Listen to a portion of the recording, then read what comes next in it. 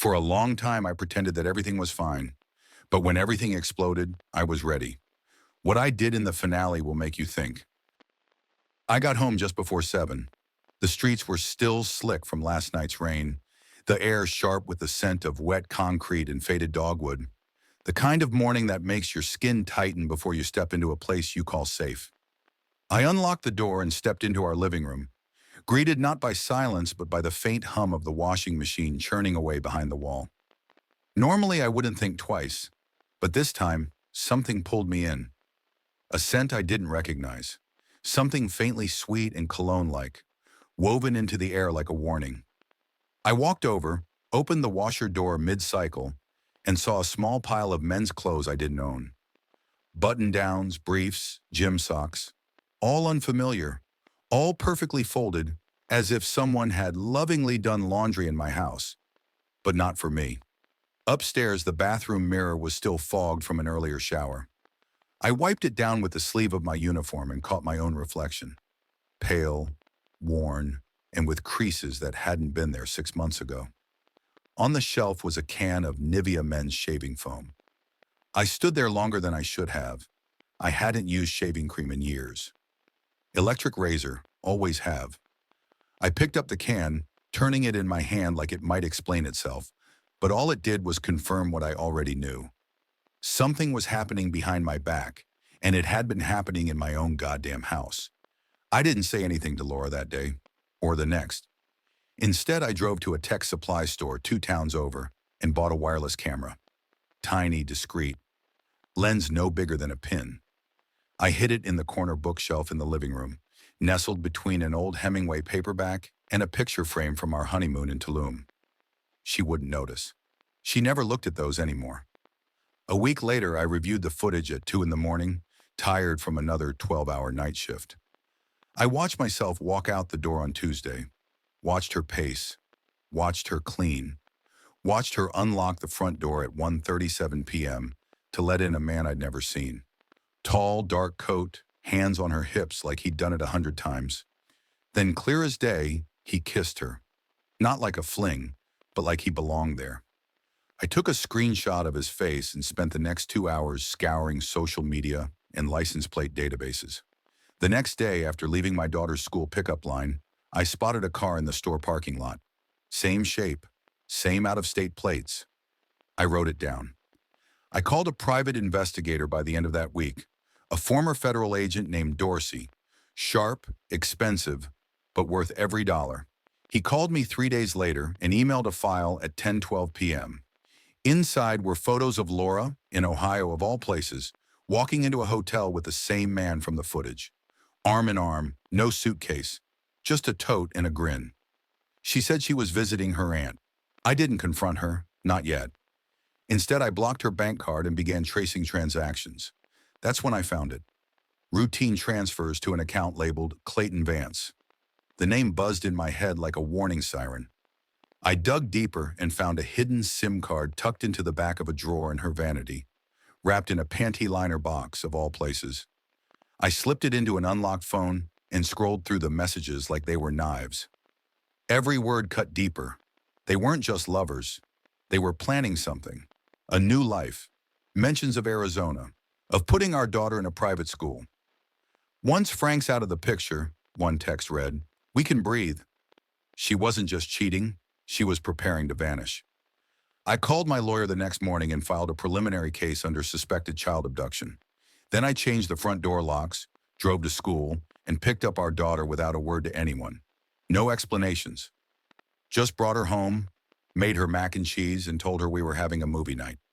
She didn't ask questions. She always loved those nights with me. That evening, Laura came home and couldn't get in.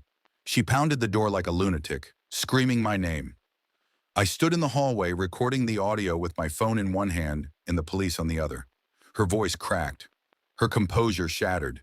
She threatened, begged, tried to shoulder the door open like some wild animal. I stayed calm.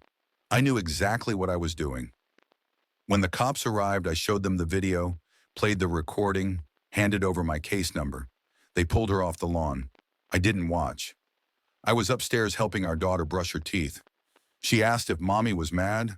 I said she just needed to take a break. That night after she was asleep, I moved Laura's belongings, all of them, into the garage. Every shoe, every makeup case, every scarf. I bought a padlock with a digital code and secured the door. The rest of the house was mine now. Ours. Just me and my daughter. No more ghosts in the hallway. No more lies creeping in from the corners. But I knew it wasn't over. No, it was just beginning. 3 days after the lockout, I had a guy named Mason come by the house. He looked like he stepped out of a tech noir film. Slim, tight ponytail, eyes that didn't blink much. Mason didn't ask many questions. That was part of what made him expensive. He sat down at my kitchen table, set up a hard drive, and started pulling metadata from Laura's laptop and the cloud backups she never thought I'd access.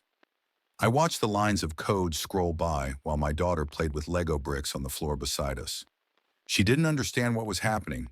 I didn't want her to. Not yet. By the time Mason left, I had a folder containing 128 flagged emails, 9 encrypted zip files, and an itinerary for a trip Laura had booked for the end of the month. 2 tickets, business class, bound for Lisbon. I stared at the digital boarding passes, seat 3A and 3B. She wasn't running from me. She was disappearing with him. I forwarded everything to the Immigration Bureau under the title Custodial Abduction Risk, flag for exit. Then I saved the files again, on a USB drive, on a separate cloud account, and printed copies locked in my truck. I was done being caught off guard. The same day, I scheduled a meeting with our financial advisor, a slick-talking guy named Grant, who always dressed like he was about to shoot a commercial for high-yield bonds. I didn't let him dance around anything. I hit record on my phone and asked him point blank what Laura had done with our accounts. He hesitated, then leaned back with a sigh like he knew I'd eventually ask.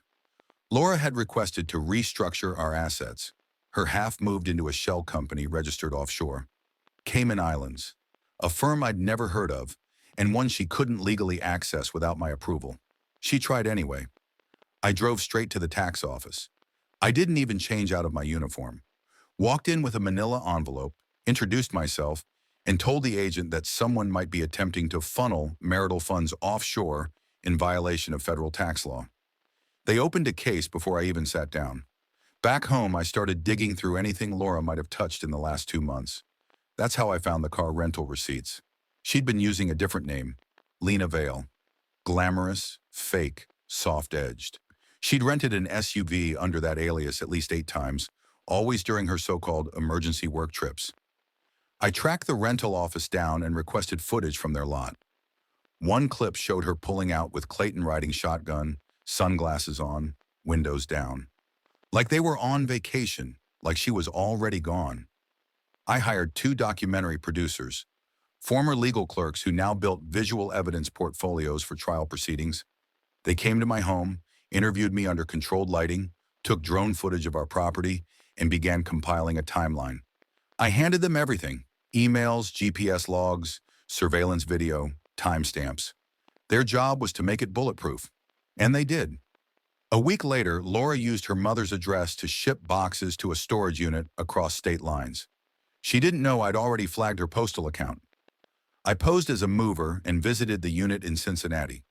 The access card was easy to clone, and the attendant didn't blink when I flashed it.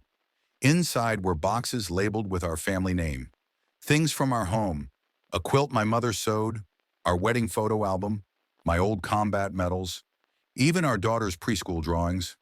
But what stopped me cold were the legal documents, deeds and titles, registered under our daughter's name. Laura was preparing to liquidate, set up a false trail, transfer property into her name as guardian, then vanish across state lines or overseas with Clayton. Every detail pointed to one plan: steal our child and never come back. I contacted my lawyer and filed for a temporary asset freeze, not to hurt Laura, but to protect our daughter. Every account, every title, even the house was flagged. She couldn't touch a dime without raising alarms. I made sure of that. Then I packaged everything, neatly, chronologically, and sent copies to her parents, to our old church pastor, to her school principal. Laura taught 6th grade social studies at a charter school that prided itself on moral leadership. I wondered how they'd feel reading transcripts of her affair, her plans, her deceit. I didn't include anything graphic, just the truth, laid out in a way no one could ignore. I also submitted a welfare report to Child Protective Services. A social worker visited her temporary residence, the one she claimed was just until things calmed down. According to the follow-up call I received, Laura exhibited erratic behavior, seemed unmoored, and unwilling to cooperate without aggressive deflection. The report was logged and added to our custody case. I filed for a motion to terminate parental rights with cause. The next day, Laura showed up outside our house again, this time calmer. She sat in her car for an hour. I watched through the blinds while my daughter finished her coloring book at the kitchen table. Laura never came to the door, just sat, engine off, shoulders hunched, like the weight of her collapse had finally settled on her back. Then she drove away. I checked the door, the garage, the cameras. Everything was quiet, but it wouldn't stay that way. By the time I finalized the plan, the air had changed. Not outside, inside me. Whatever grief still clung to my ribs had hardened into calculation. I was done being quiet. I wanted her to feel the weight of everything she'd gambled and lost. And not just behind closed doors, in the same spotlight she used to hide behind. I booked the Old City Library through an event agency that specialized in corporate functions and retirement banquets. Told them it was a celebration for an educator's contribution to the community. The irony wasn't lost on me. Laura had worked that district for nearly a decade. Everyone knew her as the bright, smiling teacher who led after-school programs and handed out granola bars from her own purse. They didn't know the other version. The one who planned to fake a relocation with our daughter under a new name and start fresh with a man she met on some damn side trip to Ohio. The guest list was easy. Friends from our neighborhood, co-workers, the school staff, her principal, and most importantly, Pastor Dale from our former church. A man who once stood over us with a Bible in hand as we exchanged vows. I even invited the parents of kids Laura had taught. Half of them responded with warm acceptance emails. The other half asked if they could bring guests. That Friday, the room looked like a reunion.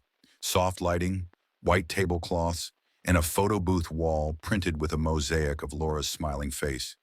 Curated from social media, school newsletters, even our old anniversary albums. I watched people arrive, drinks in hand, oblivious to what was coming. They laughed. They shared stories. They pointed at the wall and smiled at the digital montage cycling on the screen near the stage. Then the audio started. Clipped voice notes, edited into rhythm, each phrase drawn from the text I'd pulled from that burner sim she thought I'd never find. Out of context but painfully revealing, the sound bites of betrayal. He'd better just disappear. I can't live in his shadow anymore. We don't need a third wheel, not in Arizona. A murmur rippled through the crowd. People stopped mid-conversation. The music faded. I stepped onto the stage. I didn't wear a tie, just a plain black shirt, sleeves rolled to the forearm. I kept my tone even, my voice low, letting silence stretch between sentences like rope. I want to thank everyone for coming, I said. We're here tonight to honor Laura, not for her years of service, but for her recent accomplishments, for the lives she's touched and the ones she tried to take with her. A few people chuckled nervously. Others turned to each other, puzzled. Then I told the truth. Not everything, just enough. I explained how she'd planned to relocate our daughter to Arizona without consent. I shared the offshore transfers, the plane tickets, the hotel meetings. I didn't shout. I didn't accuse. I just described. The room changed. Some guests stood, some whispered. A couple walked out, eyes wide. I played the last clip, her voice breathless and giggling, saying, "He still has no clue." I almost pity him. That's when Laura stormed in through the side doors. Her eyes went straight to the screen, then to me, then to the crowd frozen in disbelief. She screamed my name. I stayed on the stage. She rushed forward, tried to unplug the projector, then shoved over one of the display tables. Wine glasses shattered on the floor. Someone gasped. One of the school board members stepped between her and the guests. She swung at him and missed. That's when the officers I'd hired in plain clothes, for event security, moved in. They didn't cuff her, just held her arms gently and escorted her out the door while she thrashed and sobbed and cursed. I didn't move. The silence that followed was heavier than her shouting. Afterward, I uploaded the entire video, every second, to a private forum managed by a network of family law professionals. A closed group, no comments, no shares, just facts. Judges, lawyers, mediators, and caseworkers had access. Every person who might one day touch our custody proceedings or asset division would see the reality behind the curtain Laura had sown. The next morning, I got up early and sent a single email, short to the point, to the Department of Education. Attached were 2 PDFs, one with evidence of resume discrepancies, another showing documentation she'd submitted under 2 different names. 3 days later, Laura was fired without a chance to appeal. Her access badge deactivated, her desk emptied. Clayton didn't last much longer. Turns out, Clayton Vance wasn't even his real name. The investigator I'd used had dug into his financial history and flagged suspicious activity tied to a dead LLC. I handed it off to a contact in corporate fraud enforcement. Within a week, he was arrested for embezzlement in digital wire fraud. He was a ghost now, caught mid-haunt. Laura's rental home was seized the following month. Assets frozen, property flagged. Her belongings boxed up and tagged. She'd gone from the woman everyone envied to a pariah no one returned calls to. But it wasn't revenge. Not yet. That part hadn't come. This was exposure.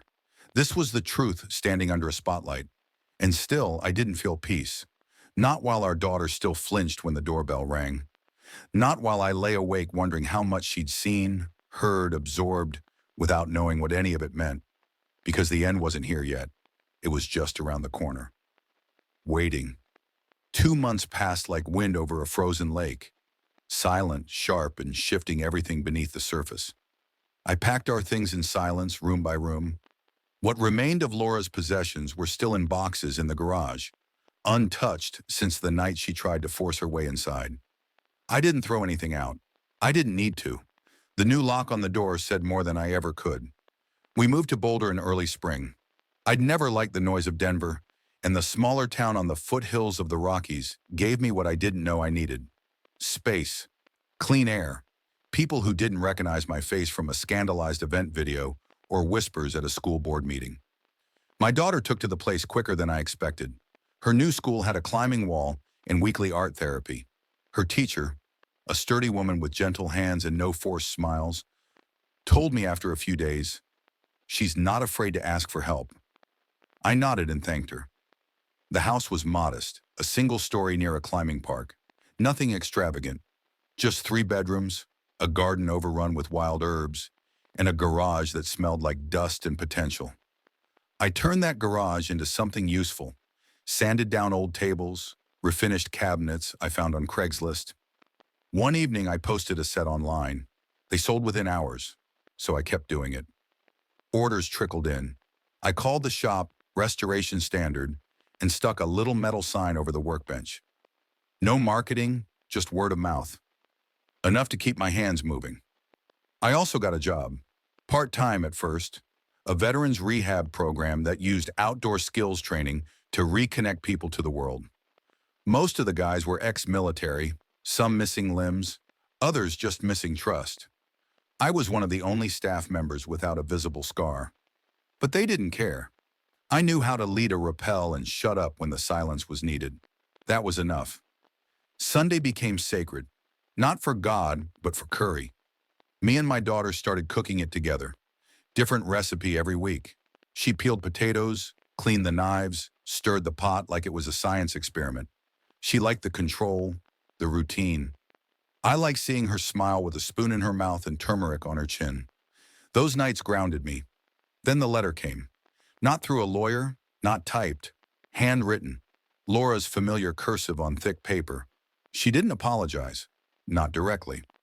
She asked to visit, said she'd been under treatment and was in a place of healing.